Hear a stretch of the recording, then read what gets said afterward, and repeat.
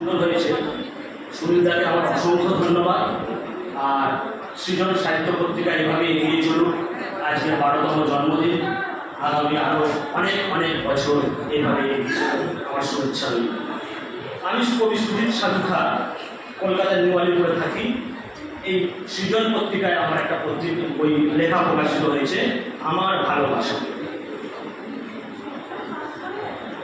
আমার ভালোবাসা।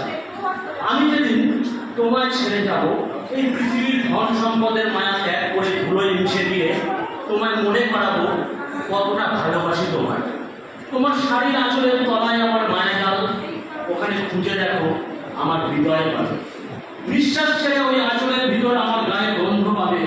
আমি তোমার শরীরের প্রতিটি কোণায় খণ্ড বিখণ্ডিত হয়ে বিরাজ করব, তোমার মনকে জড়িয়ে ধরে ভালোবাসবো।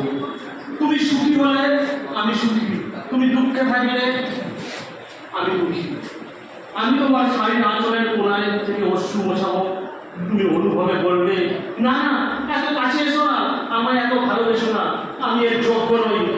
আমি তোমার ঠোঁটে ঠোঁট চেপে বলবো, এই ভালোবাসা তোমার, এই অনুভব তোমার, এই অদৃশ্য নশ্বর দেহ তোমার।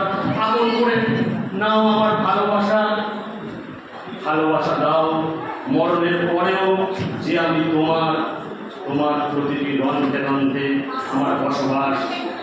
এই আমার ভালোবাসা সত্যিই শুরু। ধন্যবাদ।